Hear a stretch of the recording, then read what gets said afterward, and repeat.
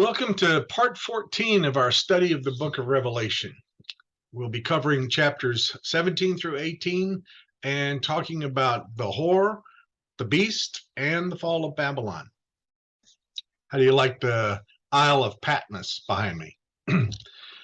Well, let's read chapters 17 and 18. Then one of the seven angels who had the seven bowls came and said to me, "Come, I will show you the judgment of the great whore, who is seated on many waters, with whom the kings of the earth have engaged in sexual immorality, and with the wine of whose prostitution the inhabitants of the earth have become drunk." So he carried me away in the spirit into a wilderness, and I saw a woman sitting on a scarlet beast that was full of blasphemous names, and it had 7 heads and 10 horns. The woman was clothed in purple and scarlet, and adorned with gold and jewels and pearls, holding in her hand a golden cup full of abominations and the impurities of her prostitution. And on her forehead was written a name, a mystery: Babylon the Great, mother of whores and of earth's abominations. And I saw that the woman was drunk with the blood of the saints and the blood of the witnesses to Jesus. When I saw her, I was greatly amazed. But the angel said to me, "Why are you so amazed? I will tell you the mystery of the woman and of the beast with the 7 heads and 10 horns that carries her. The beast that you saw was and is not, and is about to ascend from the bottomless pit and go to destruction. And the inhabitants of the earth, whose names have not been written in the book of life from the foundation of the world, will be amazed when they see the beast, because it was, and is not, and is to come. This calls for a mind that has wisdom. The 7 heads are 7 mountains on which the woman is seated. Also, they are 7 kings, of whom 5 have fallen. One is living, and the other has not yet come. And when he comes, he must remain only a little while. As for the beast that was and is not, it is an 8th, but it belongs to the 7th, and it goes to destruction. And the 10 horns that you saw are 10 kings who have not yet received a kingdom, but they are to receive authority as kings for 1 hour, together with the beast. These are united in yielding their power and authority to the beast. They will wage war on the Lamb, and the Lamb will conquer them. For he is the Lord of lords and King of kings, and those with him are called and chosen and faithful.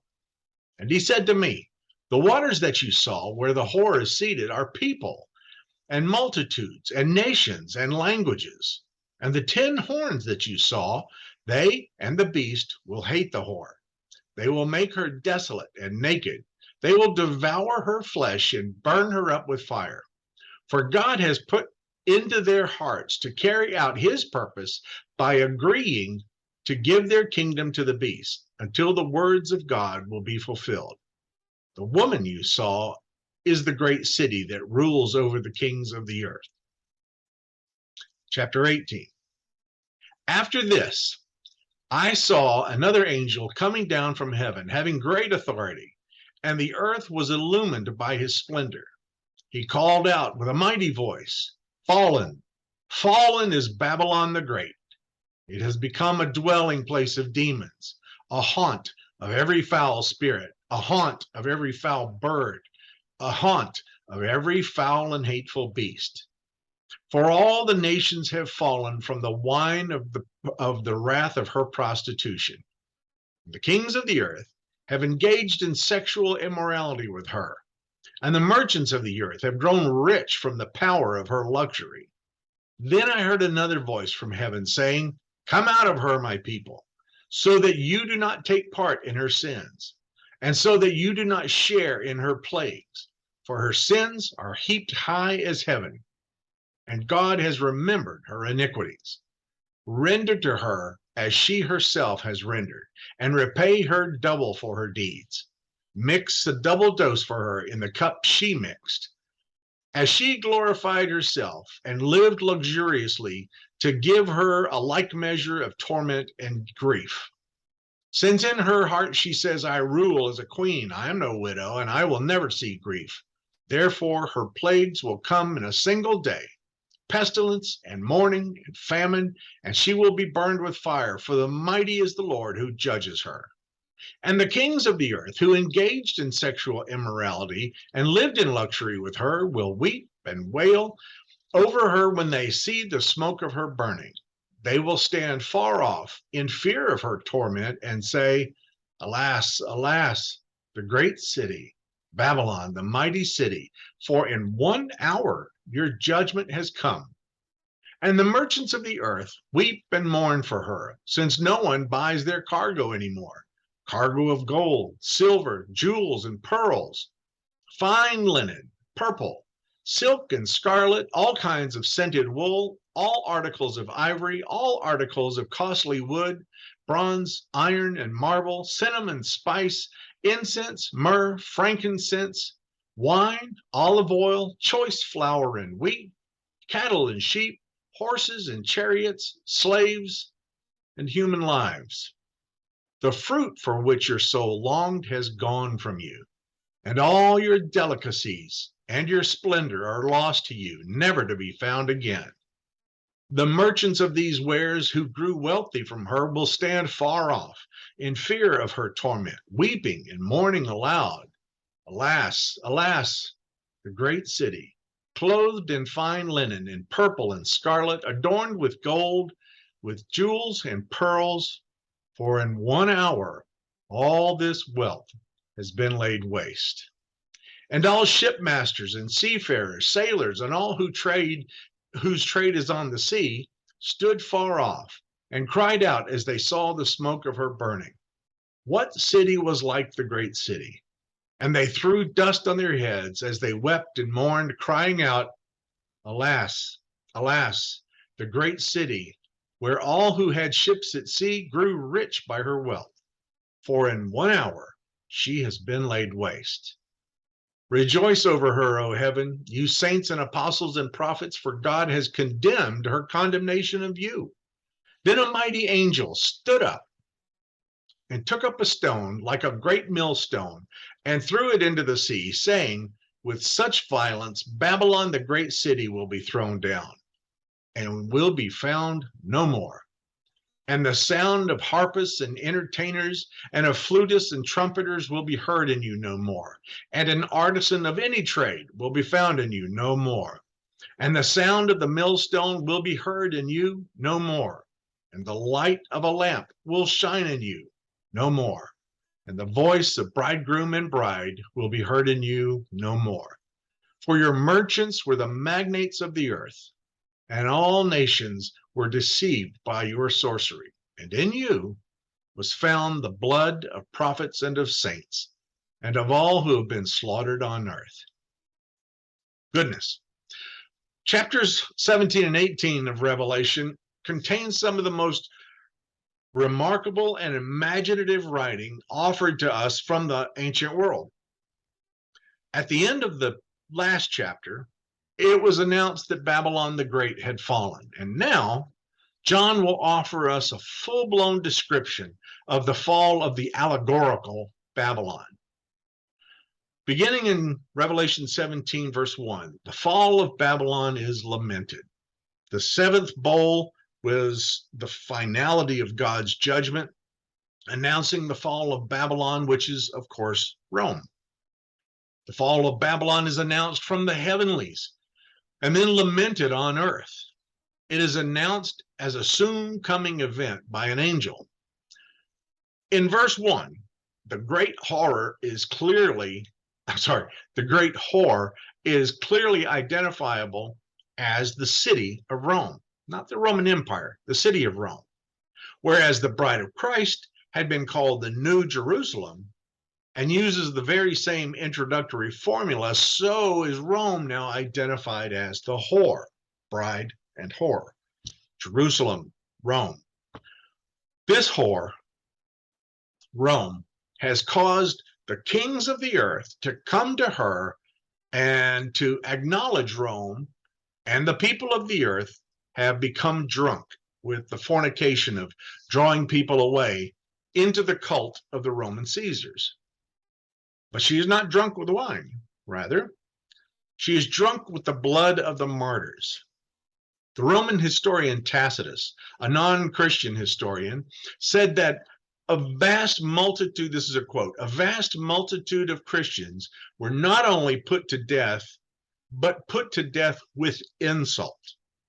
They were either clothed in the skins of wild beasts and then exposed in the arena to the attacks of half-famished dogs, or else dipped in tar and put on crosses to be set on fire when the daylight failed, to be burned as lights by night.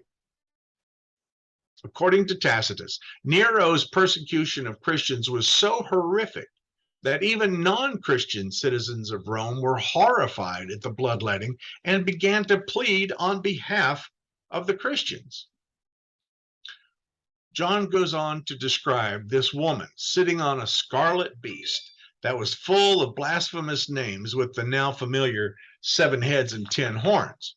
This woman personifies the oppression, the selfishness, and perverse power of Rome.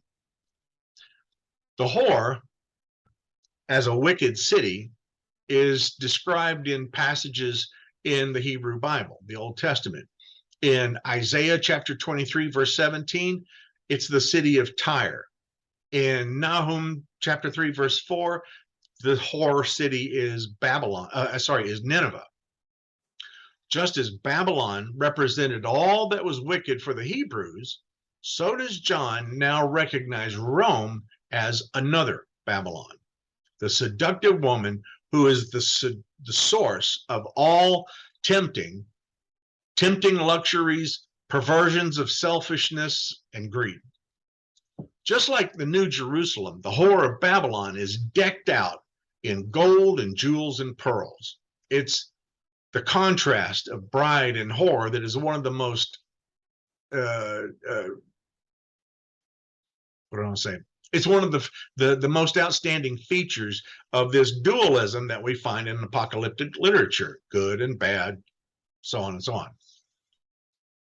All the decisions are, and the descriptions are either or. All worshipers worship either the beast or the lamb. All people will carry the mark of the beast or the seal of the lamb. Verse 11 of chapter 17 reads, "As for the beast that was and is not, it is an eighth, but it belongs to the 7, and it goes to the destruction." What in the world does that mean? Well, history tells us the 8th king referenced here is actually one of the 7 who has died but has come back to life. One of those 7 emperors died but came back to life. All right. This, of course, is another perversion of the idea of the lamb who died and was resurrected.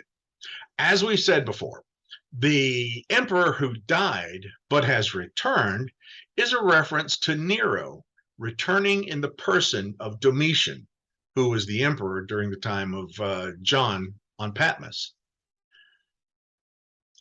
Domitian was referred to, as I've told you before, as Nero Redivivus, Nero back from the dead.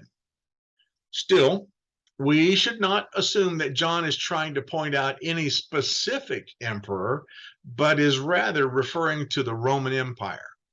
After all, John's audience would have known who the emperor was. They knew he was talking about Domitian and Nero Redivivus. They understood completely. But what they did not know was the nature of the emperor, that is, the beast. Don't forget, John's revelation is not a specific encrypted description of history because, once again, his audience knew their history all too well. But John's audience did need the revelation that demonic forces were in play in history. This is the nature of apocalyptic literature, as I've said several times before. John's audience came to understand that, yes, there are demonic forces at work against them, but God is working for them through the empire Sorry, God is working for them through the redemptive act of God. So we already have the beast as representative of Rome and the false prophet, or the second beast, as the priesthood of the imperial cult. Why do we need the introduction of a new character, a new symbol, with the Whore of Babylon? The answer is actually very simple. The Whore of Babylon is not the empire, it is not the cult, it is, as I said, the city of Rome. Verse 15 talks about the waters where the whore is seated, and that these are the peoples and multitudes and nations and languages. Throughout the Hebrew Bible, the many waters of the sea are often representative of the nations of the earth. Jeremiah described Babylon as dwelling upon many waters. What Jeremiah and John both mean is that these great cities are built on the backs of the people of many nations, specifically, they're Gentiles. So, why do we have the beast in verse 16 rising up against the whore to devour her? That's odd imagery. There was a popular belief in the first century that expected Nero to return from the east, that he was going to come back, he was going to be supported by the hated Parthians, and Nero would destroy the city of Rome. John lays claim to that. In verse 12, John now talks about the 10 horns, who are 10 kings who have not yet received a kingdom. We should identify those 10 kings as corresponding with the kings of the east, as found back in chapter 16, verse 12 of Revelation. These are the Parthians who were expected to come with the reappearance of Nero. But John says that after the defeat of the city of Rome, the remnants of the beast united with the kings of the east, and they would make war upon the Lamb, but the Lamb would conquer them.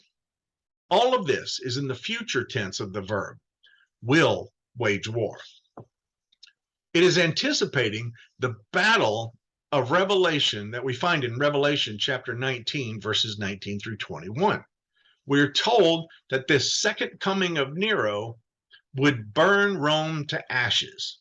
Well, after all, that's exactly what Nero had tried to do the first time back in the year 64, was burn Rome.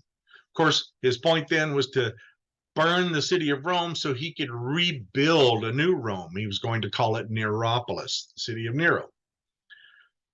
So John is in chapter 18 describing the fall of Babylon. And this chapter, now in chapter 18, this chapter gives a marvelous description of the fall of Rome. Unabashedly, John is exulting over the burning of the city because he believed that he was describing the annihilation of the great enemy of God's people. But beyond personal vindictiveness, John is taking up the biblical language of God's judgment. This long description may very well have come from an earlier Jewish writing. There's no mention of emperor worship, which was to be found so prominently everywhere else in Revelation. And Babylon is ridiculed and condemned for her luxury, her uncleanness, and the corruptive influence. Added to this is the crime of killing the prophets and the people of God in verse 20. This very well could have been referring to the original frightful massacres of Jews in the disasters of 67 to 70, where Jerusalem was destroyed. So John is borrowing this older material, perhaps, but would see a new meaning in these words. John would think of Christian martyrdoms under Nero in the 60s and under Domitian in his own time in the 90s. But this whole chapter is full of Hebrew memories. The description of the fall of Tyre in Ezekiel 26 carries special importance and should be remembered with this passage from Revelation. The whole earth will be lit up with the brightness of the announcing angel. This is distinctively taken from Isaiah chapter 21, verse 9. The old Babylon of Isaiah 13 became the lair of horrifying creatures, haunted by strange and mythological beasts. Just like the people had been told to escape from Babylon the harlot in order to avoid sharing in its fate, as in Jeremiah chapter 51, the author of Revelation repeats the warning for the people of New Babylon or Rome. Come out, get out of there. Verse 12 says that in 1 hour, your judgment has come. This also echoes Isaiah 47, verse 9, that speaks of a disaster in a moment of one day. The plagues will strike this new Babylon in a single day, in a portion of a day. Beginning in verse 20, the prayers of the martyrs are answered. Those prayers were offered back in Revelation chapter 6, verse 10. We talked about that. While we can clearly see the celebration over the fall of Babylon or Rome, we should not miss the genuine lamentation over the fall of the city. The kings of the earth had stood at a distance and watched the blaze as Babylon was destroyed, as Rome was destroyed. This is drawn from Ezekiel 26, verses 16 and 17, that reads, Then all the princes of the sea shall take up a lamentation for the city, and say to them, How art thou destroyed, the renowned city? But in heaven, there is exultation from the inhabitants of the heavenly city. Next time, part 15 or 16, whichever it is. We'll pick it up later.